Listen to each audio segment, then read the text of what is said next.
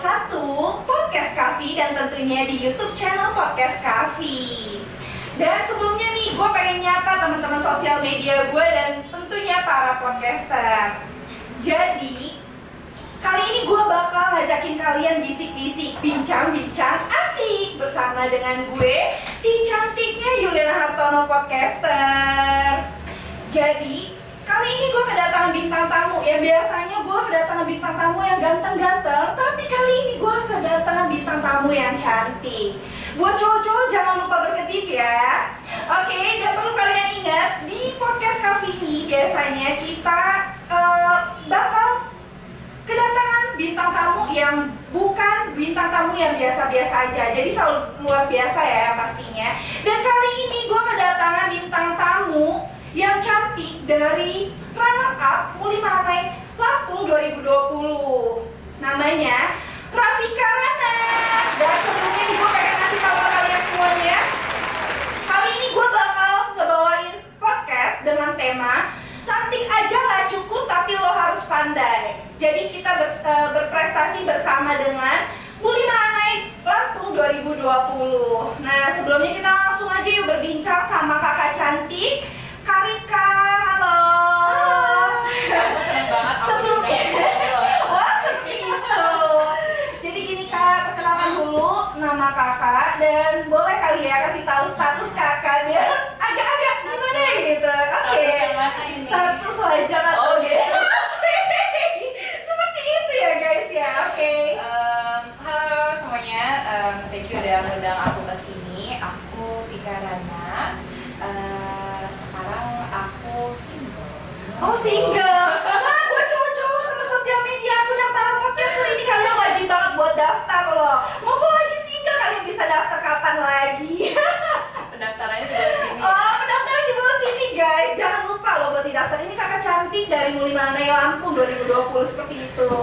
Oke kak, aku pengen ngelanjutin langsung aja ya. Aku pengen tanya-tanya karena aku udah kepo banget sama kakak dari tadi. Jadi aku pengen tanya nih, kesibukan kakak itu sekarang apa sih kak? Oke, kalau kesibukan aku sekarang, aku masih statusnya masih magang di salah satu lembaga independen di Lampung. Terus selain itu juga kalau misalnya kayak ada job MC juga aku terima. Cuman ya nanti kalau selesai nggak ada job. Jodoh Koronce ini sulit memang. Kapan sih Koronce ini keluar? Aku juga pengen liburan. Ngaku lagi aku. Jadi kakak tuh MC juga ya? Aku MC presenter juga. Nih buat kalian nih yang lagi butuh MC kalian bisa langsung ngundang kakak Rafika ini ya. Dan aku pengen tanya nih kak, kalau kakak ikut Muli Mahatai, kita udah bisa sebut dengan dunia entertain kan? Nah sebelumnya emang kakak udah terjun di dunia ini apa gimana kak? Bisa sedikit cerita kali ya? Oke, sebenarnya kalau kita bahas soal Muli Mahatai dengan entertain itu menurut aku beda ya. Karena basically kalau misalnya kita Muli Mahatai, ya kita tuh sebagai duta wisata. Kita sebagai duta wisata, bukan sebagai putri. Karena kan banyak nih orang tuh yang salah persepsi kalau misalnya Muli Mahatai itu berarti entertain ya, berarti putri-putrian, berarti cuma butuh yang cantik, bagus, ganteng segala macam, tapi nggak butuh otak. Itu salah. Persepsi itu salah banget kalau menurut aku. Karena kalau misalnya Muli Mahatai ini ranahnya sendiri itu sebagai duta wisata.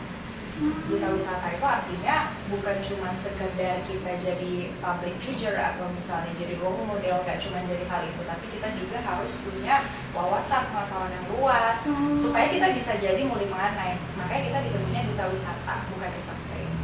Terus sejak kapan ya? Kalau sejak kapan, aku bingung ya kalau ditanya orang sejak kapannya. Cuman kayak aku memulai untuk ikut hal yang bukan berbau entertain ya, tapi kayak misalnya tampil itu aku dari TK. Kalau misalnya aku TK tuh dulu aku nari tradisional kalau dulu. Terus aku tuh nari sampai SMP aku masih ada nari walaupun aku nggak terlalu kayak sering banget. Terus ikut marching band, terus vokal juga segala macam, vokal grup meskipun suaranya nggak begitu bagus. Cuman apapun itu ada kegiatan yang dia tampil di depan umum, itu aku coba, aku ikut gitu. Jadi aku itu mulai dari situ, terus aku ngerasa kayak wah asik juga ya kalau misalnya kita tuh ngelakuin kegiatan yang kayak gini. Akhirnya kalau pertama kali aku ikut ajang lomba kayak pemilihan diri itu SMA. Itu aku ikutnya Muli Menganai tapi di Kota Metro, itu tahun 2015 itu pertama kali aku ikut. Seperti itu ya, itu sangat menginspirasi lagi loh buat kita semua. Jadi buat kalian nih yang pengen banget, kalian harus tahu passion kalian itu di mana. Kalau emang kalian ingin pengen banget untuk masuk ke dalam muli-muli kayak gini ya, kalian bisa kasih tips nggak sih Kak?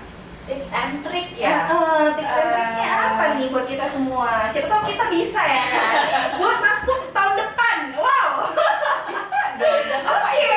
Karena setiap tahunnya kan pasti selalu ada pemilihan, selalu ada pemilihan. Kalau misalnya tips and trick sendiri, apa ya? Menurut pribadi aku ya sebagai pengalaman aku, jadi ya kayak aku yang bilang sebelumnya, jadi untuk jadi duta wisata atau Muli Menganai itu bukan cuma sekedar oh kita punya postur bagus, oh kita cantik, oh kita ganteng, enggak, tapi kita juga harus punya wawasan yang luas. Improve public speaking. Setidaknya kalau misalnya orang nanya nih sama kita, misalnya kan kita jadi menang atau misalnya kita jadi muli, terus kalau misalnya ada orang nanya sama kita tentang hal kayak gitu, at least kita bisa jawab, at least kita tahu tentang wisata itu apa, pariwisata apa, segala macam. Intinya tuh setidaknya kita bisa public speaking, kita juga bisa. Tapi yang paling penting adalah personality. Belajar gimana caranya punya behave yang bagus, itu poin utama banget. Karena kalau misalnya cuma cantik, keren, ganteng, pintar, personality-nya nol, orang jadi nggak respect kan ngelihatnya, kayak ya pasti orang ini gitu kan, nggak sopan loh kayak gitu kan istilahnya. Jadi menurut aku kalau tips and trick pertama itu harus benerin personality dulu. Terus kedua banyak baca, banyak belajar tentang tata cara kita ngomong kalau di depan umum, public speaking. Terus yang terakhir tuh baru postur fisik gitu. Oke. Kak, kalau dengan postur badan aku yang seperti ini, apakah aku tuh cocok gak sih? Cocok, tenang aja, jangan seperti sedih. itu. Buat para teman-teman sosial media aku nih, dengerin ya, buat kalian pengen ikut muli dengan postur badannya kayak aku agak gendut ya, itu bisa ya kayak. Aku dulu gendut banget loh, sumpah. Jadi pertama kali aku ikut pemilihan di kota ya, di Bandar Lampung, itu pertama kali aku audisi tuh 60 sekian berat badan aku. Itu aku gemuk banget, sumpah gemuk banget. Cuman aku di challenge waktu itu sama Kak Indra. Kak Indra tuh yang ngasuh kami di Inkobal. Oh, dia orangnya keren banget sih. Jadi aku di challenge sama dia. Kamu bisa nggak turun 10 kilo cuma dalam waktu kurang dari sebulan? Jadi aku di challenge tuh. Kalau misalnya kamu bisa, lakuin. Jadi benar-benar di push banget. Nah itu ya menurut aku kelebihan Inkobal atau Muli Menganai di kota dengan kabupaten lainnya itu. Jadi kayak benar-benar kita itu dibentuk di situ. Aku tadinya sebelum ikut Muli Menganai itu make up aja aku nggak punya loh, sumpah. Alis itu aku nggak bisa buat. Jadi pas lagi masa karantina buat alis aja aku nggak bisa. Tapi terus baju ya, itu aku acak-acakan banget ya, kayak bodo amat lah, celana pendek, sedengkul, kaos, sendal jepit gitu. Cuman kan akhirnya dikasih arahan, harus begini loh, harus bisa begini. Akhirnya aku bisa mix and match. Kalau misalnya aku berpakaian, aku bisa make up, aku bisa ngomong, aku bisa tata public speaking, aku itu semua aku dapetin ilmu itu dari situ. Oke. Nah ini benar-benar masukannya bagus banget buat kita semua ya, yang pastinya. Nah Kak, aku tuh kepo banget, udah berapa banyak penghargaan sih yang Kakak dapat sampai sejauh ini coba? Pasti udah banyak banget nih penghargaan. Ya. Ini penghargaan yang kayak menang 1, 2, 3 atau yang lainnya juga? Yang lain juga Kak. Oh gitu. Udah banyak. Maksudnya yang khusus pemilihan ajang-ajang itu atau lomba? Iya, ajang-ajang kali ya. Ini saking udah banyaknya kayaknya sampai bingung loh, udah ngerti lagi aku. Coba Kak jelasin. Kalau aku SMA, itu aku lebih banyak ikut lomba atau kompetisi yang dia bidangnya akademik. Akademiknya tuh kayak contohnya speech, debate competition gitu. Jadi kalau misalnya aku SMA itu aku lebih banyak dapat penghargaan ataupun kayak trofi itu dari lomba-lomba speech, debate, pokoknya dia berbau akademik gitu. Masuk ke kuliah, kalau penghargaan berapa ya? Aku lupa, adalah tapi beberapa. Banyaknya, ada beberapa. Udah lama lagi aku. Nah terus apa sih yang buat kakak itu tertarik sampai termotivasi ikut Muli? Motivasi aku ya. Kalau orang nanya motivasi aku apa sih, sebenarnya jujur motivasi terbesar aku itu adalah haters tuh. Itu motivasi terbesar aku banget karena Pengen nunjukin ya. dulu tuh awal mula aku punya achievement, maksudnya aku punya prestasi itu karena aku dibully orang waktu aku SMA. Aku SMA tuh dibully, tahu-tahu tiba-tiba aku disamperin sama kakak kelas, aku dilabrak di depan teman-teman aku. Iya ampun. Terus aku sumpah SMA tuh banyak berapa gak sih? sedih banget. Terus aku suka difitnah sama teman-teman aku, dibully, dikata-katain, bahkan aku pernah dihina di depan muka aku sendiri, tapi seolah kayak mereka tuh lagi ngomongin orang. Cuman aku tahu kalau mereka ngomongin aku, dan itu di depan muka aku sendiri ngomongnya. Cuman aku diem aja waktu itu, dan sekarang orangnya dekat sama aku. Maksudnya sahabatan, jadi sahabat. Bisa kayak gitu ya? Dia jahat sama aku, terus sekarang dia aku sahabatan sama dia. Jadi itu awal mula aku motivasi, aku punya achievement. Terus sekolah aku tuh dulu SMA aku tuh adalah sekolah yang paling appreciate banget kalau misalnya muridnya tuh punya prestasi. Jadi sekecil apapun lomba maksudnya di tingkat yang paling kecil, kecamatan aja misalnya ya, kalau kita menang, kita punya trofi, itu setiap upacara hari Senin tuh namanya dipanggil ke depan, terus diserahin trofinya di depan anak-anak tuh. Jadi bangga lah ya. Jadi kan pasti kita kalau misalnya kita ada di posisi gila, bangga banget kalau gue di situ gitu kan. Udah gitu dikasih duit sama sekolah. Oke. Kita bisa banggakan. Jadi motivasi awal aku adalah di situ. Kayak aku mikirin, wah gila, bangga banget kalau gue bisa di situ. Karena dulu aku mikirnya kayak gini, sakit hati banget. Sumpah aku tuh dulu tuh sampai menurut aku efek dan dampaknya aku dibully adalah mental aku kena dulu. Aku pernah kayak suicide, aku pengen pindah sekolah segala macam, tapi orang tua aku selalu ngajarin kalau ada masalah tuh dihadapin, jangan dihindarin. Karena kalau kita lari, ngindar, ya masalah tuh ngikut, ngejar terus ya. Benar. Jadi dari situ aku kayak merasa, wih gila, gue sakit hati banget. Pengen lo gue balas orang-orang yang ngebully gue, ngefitnah gue, ngata-ngatain kayak gitu. Pengen banget, tapi aku bingung kayak gimana ya cara ngebalesnya gitu. Akhirnya di situ aku berpikir kayak, wah kalau gue punya prestasi bisa kali ya ngebuat orang itu tuh setidaknya diem gitu, nggak ngatain aku lagi gitu. Akhirnya dari situ ya udah ada satu prestasi, terus wah dapet duit nih kan, dapet duit nih gara-gara lomba, tagihan ikut lagi. Dan itu pun awalnya pertama kali aku mau ikut lomba itu pun nggak gampang. Aku harus dibully dulu, nggak dianggap dulu. Pertama kali aku lomba tuh apa ya? Oh, debat bahasa Inggris. Kalau debate kan tim kan sistemnya, satu tim ada 3 orang, itu banyak banget dramanya. Jadi teman satu tim aku tuh sampai ngadep wakil kepala sekolah untuk ngomong, kalau Vika ikut satu tim sama saya nggak mau turun pak. Padahal dia tuh kayak the stars of debate gitu loh, dia tuh kayak bintangnya di bidang debat gitu. Jadi pasti kayak kalau nggak ada dia, aduh gimana nih sekolah kita turunnya siapa nih wakilnya gitu kan. Jadi dia nih kayak yang disayang banget gitu kan. Terus dia ngadep wakil kepala sekolah, kamu kalau ada Vika saya nggak mau. Tapi aku dibelain sama guru aku ngeyakinin kalau Vika tuh bisa gini-gini segala macam. Akhirnya ikutan lomba, pas masa latihan pun aku nggak dianggap. Jadi kalau misalnya kayak sebelum lomba itu kan kita pasti ada bahas mosi ya. Mosi itu kayak topik-topik permasalahan untuk persiapan kita lomba. Mereka tuh discuss berdua sendiri, aku tuh nggak diajak. Setiap aku pengen nyampein pendapat dan pikiran aku, nggak didengarin sama sekali. Sampai nangis aku hari itu. Terus aku kayak pengen, aku mundur aja ya gitu. Tapi aku dikuatin sama guru aku, nggak boleh kayak gitu. Kalau mereka nggak nganggap kamu, ya udah kamu belajar sendiri aja gitu. Akhirnya aku belajar sendiri. Hari lomba dapat juara, menang juara 2, itu pun aku masih disalahin. Gara-gara Allah sih kita jadi juara 2, masih aku disalahin. Tapi sistemnya lomba debat itu adalah yang naik ke provinsi itu bukan satu tim yang menang. Maksudnya tuh jadi dipilih best speakernya. Jadi ada penilaian secara personal, meskipun lombanya itu tim. Ada penilaian secara personal, dipilihlah best speakernya, cuma 3, nanti 2 orang inilah yang wakilin ke provinsi, dan aku dapat salah satunya. Terus yang wakilin ke provinsi itu dari Metro tuh 2 dari sekolah aku, termasuk aku sama 1 dari sekolah lain. Nah teman aku nih yang satunya, tuh sipek sampai sama aku tuh, sampai aku tuh dimusuhin sama sampai sekarang. Kok gak ditegur sampai sekarang sama temen aku tuh, gara-gara dia ngerasa kok dia sih, kok bukan gue gitu. Nah dari situ awalnya. Jadi kalau orang nanya apa sih motivasi aku ikut ini, ikut itu haters ya. Tapi karena haters itu kita termotivasi untuk jadi orang yang jauh lebih baik gak sih guys? Karena aku juga ngerasain sekarang seperti itu. Tapi aku mencoba untuk kayak oh ya udah gitu, omongan mereka tuh jadiin hikmah aja gitu loh, ambil baiknya aja. Soalnya kalau misalkan kita dengerin haters, kita nggak bakal bisa ngebangkit nggak sih? Ya nggak sih? Dan jangan jadiin bulian itu tuh sebagai kita drop. Kalau lo drop atau down gara-gara dibully haters, lo kalah.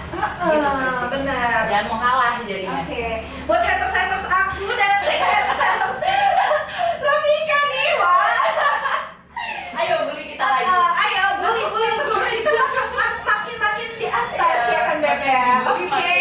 Makin senang kitanya. Bukannya kita makin ngedon, makin senang karena kita jadi menginspirasi banyak orang ya kan ya Bebek. Oke, kalau boleh tahu nih Kak, prinsip Kakak dalam menjalani setiap ajang dan perjalanan hidup yang udah Kakak laluin ini, apa sih prinsip Kakak gitu? Prinsip aku itu do your best. Lakuin hal yang terbaik, the best version of you. Lakuin yang terbaik sebisa kamu, lakuin yang terbaik sesuai kemampuan kamu, dan jangan hirauin orang lain. Maksudnya jangan hirauin orang lain tuh kalau misalnya ada orang yang menjatuhin kamu, udah gak usah hirauin gitu. Tetap keep going on. Selagi kita gak nyakitin orang lain, gak merugiin orang lain, apapun hal yang kita lakuin itu positif, ya udah keep going on aja. Gitu. Yang pastinya nih buat teman-teman sosial media aku, setiap orang itu punya talenta masing-masing. Selagi itu tidak merugikan banyak orang, kenapa enggak nggak sih? Iya, benar. Jadi buat kalian nih, buat para haters nih pastinya coba kasih quotes of the day dulu buat mereka semua. Para haters ya. Buat kalian. Thank you. Oh thank you. Oke, thank you. Thank you juga nih dari aku, oke. Sekarang Kak, aku pengen tanya nih, dengan prestasi yang sekarang Kakak raih, ada nggak sih media lain selain kita yang sekarang lagi podcast?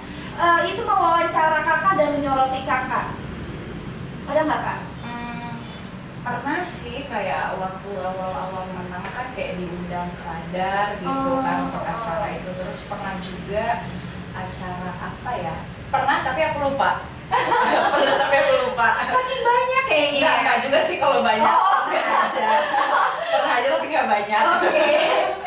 Nah, seorang yang terpilih menjadi runner up Muli Mahanai pasti ada dong Kak, program kerja, ada nggak sih Kak program kerja yang Kakak jalani sampai detik ini? Program kerja.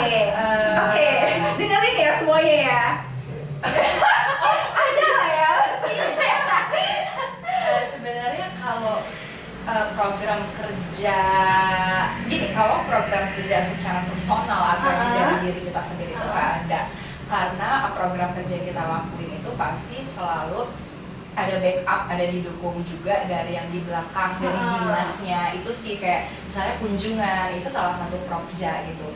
Cuman bukan prokja yang dilakuin atas dasar cuman pernah kok waktu itu Imkobal ngadain acara, Kalau nggak salah aku juga pernah ikut, pernah datang di acara Transmart itu apa tuh Beb? Oh, kalau Transmart itu biasanya Lampung Fashion.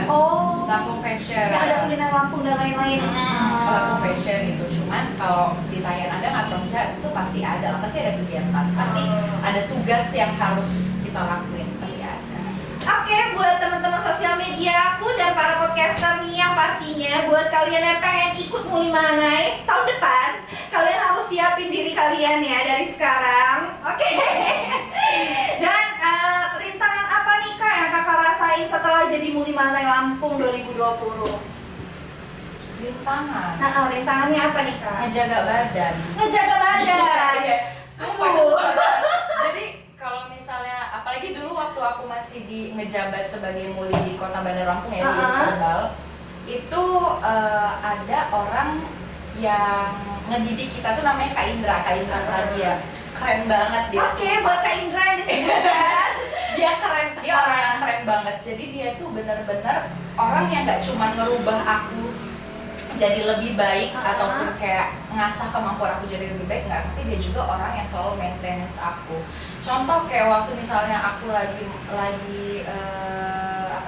lagi tugas gitu ya, aku selalu diingetin, Vika jangan makan, Vika kurangin makan, Vika kecilin ini kecilin itu, Vika jadi aku tuh selalu kayak dapat alarm gitu dari dia. Jadi kita kayak tahu diri lah ya Beb ya, kita juga tahu diri. Selalu dapat alarm dari dia. Cuman itu kan kalau yang di Kota Bandar Lampung ya orang hebatnya, di provinsi juga banyak orang hebatnya, ada Ma Anto, Ma Amel, Kak Dedi, mereka juga orang-orang hebat banget yang selalu ngingetin begini gitu. Oke, seperti itu. Dan yang terakhir nih aku agak sedih ya Beb, karena kita udah mau habis waktunya. Seperti itu. Jadi aku pengen tanya ini kesan-kesannya nih ketemu aku hari ini apa ya kan? Coba sih kasih tahu aku dulu, itu menyoroti loh semuanya. Kesan-kesannya ya. Iya, seperti itu. Oke, kesan-kesannya jadi kan kita kan baru banget ya. Iya, kita baru ketemu loh. Dan baru ini juga ketemu. Tapi kita udah heboh. Juga kayak komunikasinya tuh cuma lewat Instagram, masih kayak manis gitu iya, kan. udah Cuma capek-capek. orangnya hebring side dan sedih. Hebring side asik, pokoknya asik. Nah, seperti itu ya. Tapi kalau ketemu orang diem kayaknya orangnya nggak bakal nyambung ya kalau sama orang kayak gitu ya. Cuman asik, seru banget, have fun di sini, apalagi disuguhin pakai ini. Oh ya ampun, rasanya manis lagi ya kayak aku. Ya ampun, agak Lihat kamu tambah manis. ya ampun, aku tuh sedih loh sore ini, aku tuh udah gak paham lagi ya kan. Oke baik, kesan aku juga ketemu sama kakak baik banget hari ini. Ternyata ini aku tuh insecure banget loh ketemu dia. Karena wow banget sumpah. Buat kalian semuanya nih yang pengen banget ketemu sama kakak cantik hari ini, kalian bisa langsung datang ke podcast Kavi ya. Sekarang. Oke, bisa banget sekarang, langsung gaspol, oke.